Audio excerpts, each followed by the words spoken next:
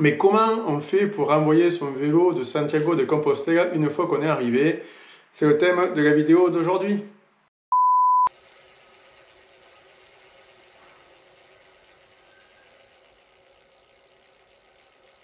Voilà, t'es arrivé à Santiago de Compostela, au bout de ton pèlerinage, au bout de ton chemin de Compostela. Tu dois maintenant penser au retour en France.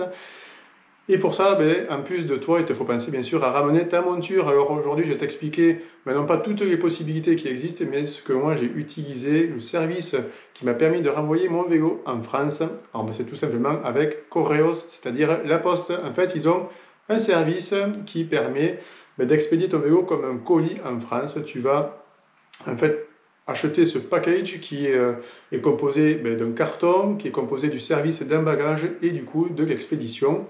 Alors où ça se passe? En fait, vous avez deux bureaux de poste Correos à Santiago qui se trouvent en fait de part et d'autre de la Plaza de Obradoiro.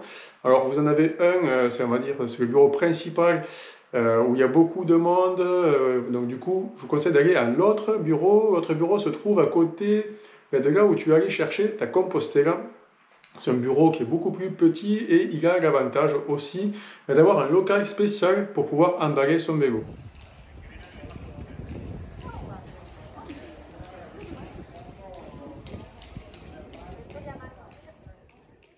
Alors, pourquoi je dis ça? Parce qu'en fait, tu as deux possibilités pour l'emballage. Soit tu peux le faire toi-même, soit tu peux leur confier ton vélo et ils s'en occupent.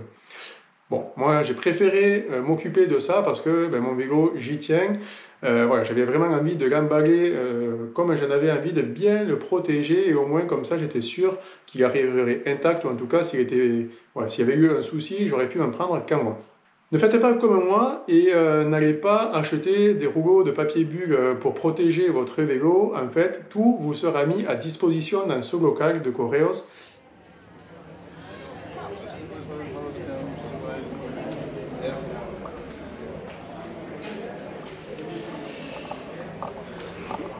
Alors, on est dans le bureau de poste de Correos, juste en face l'endroit où on va chercher sa Compostela. En fait, ils ont vraiment tout prévu. Donc, vous voyez, il y a des paquets comme ça, des cartons, pour envoyer votre vélo, qui sont assez grands. Hein. Ils font 150 par 90 par 30. Moi, par précaution, j'étais allé me chercher du papier bulle, mais en fait, c'est pas la peine parce que d'une part, eux, ils peuvent vous l'emballer. C'est inclus dans le prix en fait. Il n'y a pas de supplément.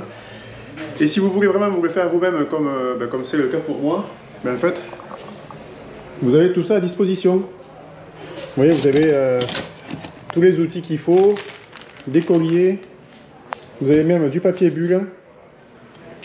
Donc, en fait, c'est assez bien foutu hein, comme truc. Bon, on voit qu'ils ont l'habitude parce qu'il y a un espace qui est vraiment dédié que pour ça.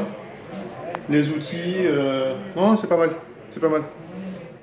Comment ça va se passer ensuite? Donc vous allez emballer votre vélo.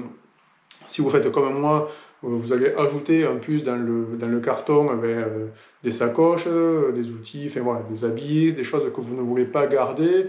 En gros, je m'étais gardé comme quand je prends l'avion avec le vélo, c'est-à-dire une sacoche avec le drone, l'appareil photo, les choses de valeur, et puis voilà, tout le reste je l'avais mis dans le carton.